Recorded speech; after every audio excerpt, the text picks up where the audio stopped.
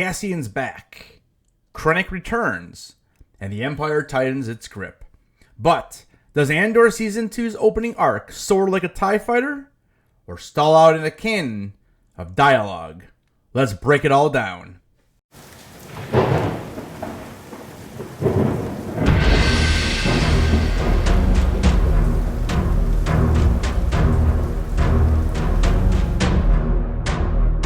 What's up, Headless Horde? Welcome back to the channel. Today we're diving into Andor Season 2, Episodes 1 through 3.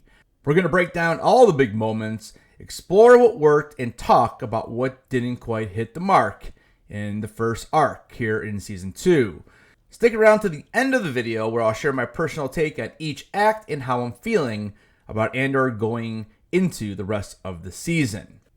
Don't forget to smash that like button, subscribe if you're new to the channel, and let's get into this thing. Season 2 picks up 1 year after the events of Ferrix. Cassian Andor is deep undercover, working another dangerous mission for Luthen. But things go wrong fast.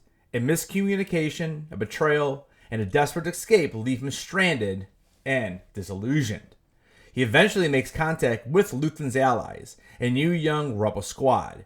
They're chaotic, untrained, and completely out of sync with one another.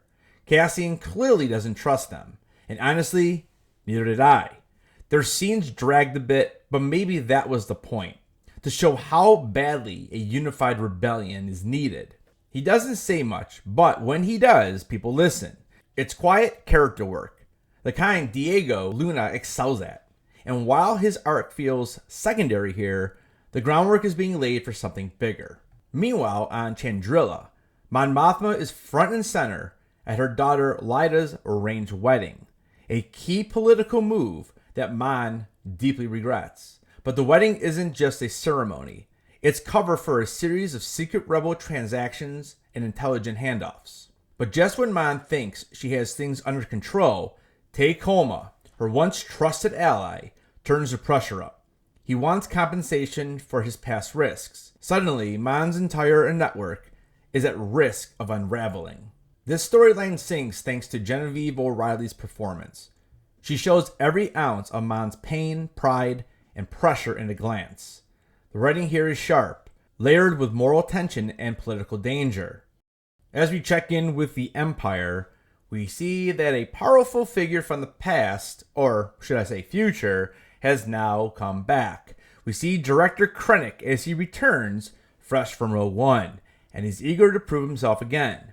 His new target? Gorman. This is a planet that they're very interested in because of some power source that the Empire can use to help power the Death Star. This arc is just beginning, but the setup is chilling. It mirrors real-world occupation tactics. It's clear the show is leading toward the infamous Gorman massacre.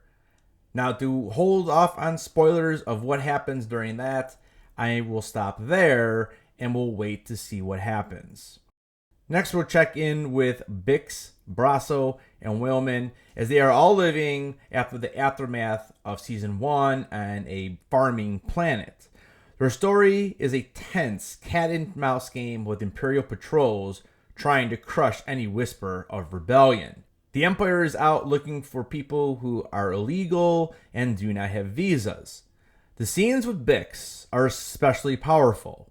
Not just for the tension, but for how raw and disturbing they are. For the first time in Star Wars history, we have a certain scene that occurs that is a shocking moment that underlies just how mature and grounded the show of Andor really is. Now, I definitely have some thoughts on this scene, and we'll talk about that at the end of the video. Adria Arjona gives a breakout performance.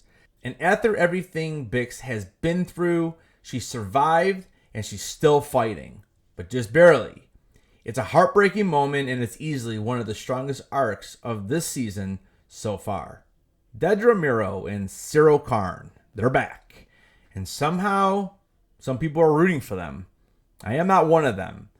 Dedra is colder, sharper, and now executing a ruthless plan. Cyril, still humiliated from Ferrix, wants back in, and Dedra is just crazy enough to let him in. Now, it seems like these two are in some type of relationship because we do get a very odd scene where Cyril's mom comes and Dedra basically tells her how it is. It's weird for me, and I thought it was the weakest part of the episode.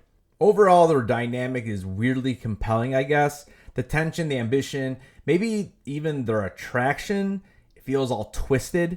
Every scene between them seems to be always walking on eggshells, and the relationship is just very uncomfortable.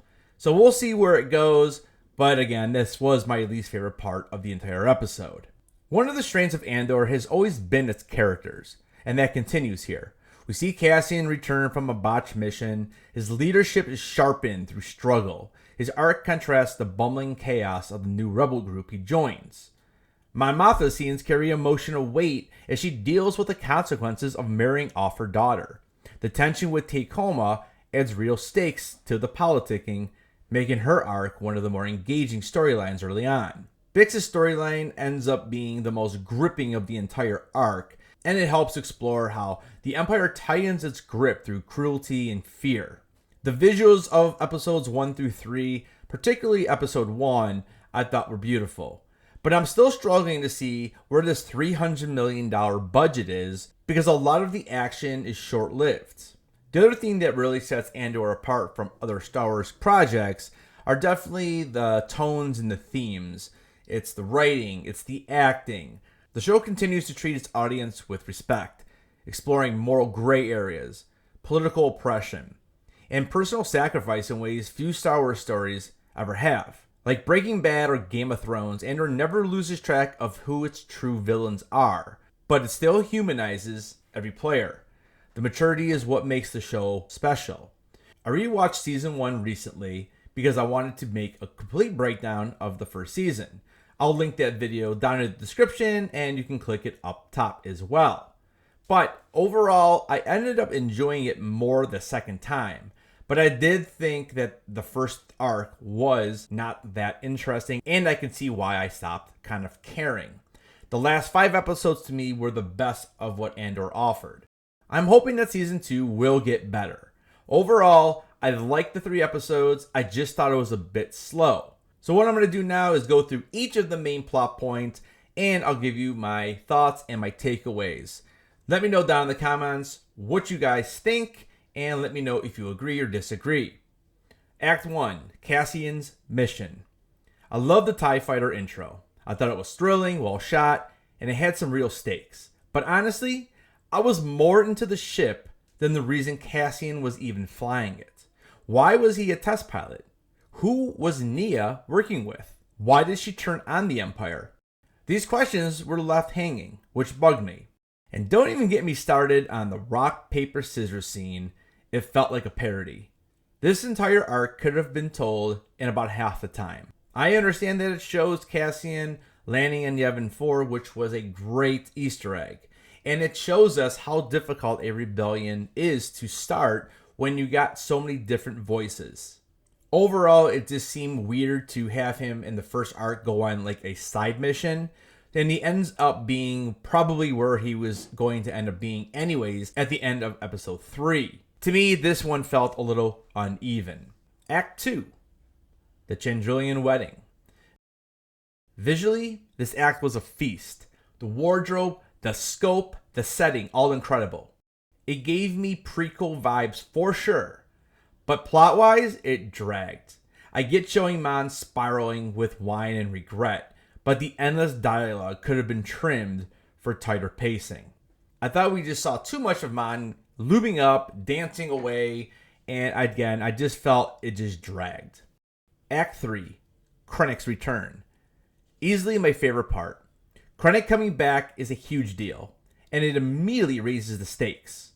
This plotline moves us closer to the construction and powering of the Death Star, and it's exactly the kind of connective tissue that makes this series feel vital to Star Wars lore. I'll be honest with you, this was the only real scene I thought I was watching Star Wars. Act 4, the Farming Planet. This arc had real weight, but the execution was just slow. I didn't mind the darker themes, including the R scene. It makes sense in context. But I totally get where it's controversial. For me, it was more about the endless buildup. There was too much talking in circles, before we actually got to the point. A lot of people will say that this does not belong in Star Wars, the specific scene I'm talking about. But I feel like it was done well, and it wasn't too over the top, and I do think that it's important to show that how brutal the Empire was. So overall, I did not have an issue, but I can completely understand why people will have an issue with it. Act 5. Ciro, Dedra, and Mom. Hard pass on this one, guys. Every scene with these three was cringy, awkward, and felt disconnected from the core story. I would have much rather spent that time with Cassian or Mora Krennic. This entire subplot was a missed opportunity in my opinion. Final thoughts. Andor Season 2 opened with a beautifully crafted but slow-moving arc that sets the stage for something bigger. While some of the storylines felt bloated or misdirected, others like Krennic's return and Bix's arc packed a serious punch. I'm still fully on board, but I'm hoping the next arc cuts the fat and hits the gas. If you're watching along, let me know down in the comments what's your favorite part of the opening arc and if you agree or disagree with my breakdown. Guys, thank you so much for watching this video. Don't forget to keep those heads on, and I'll see you guys in the next video.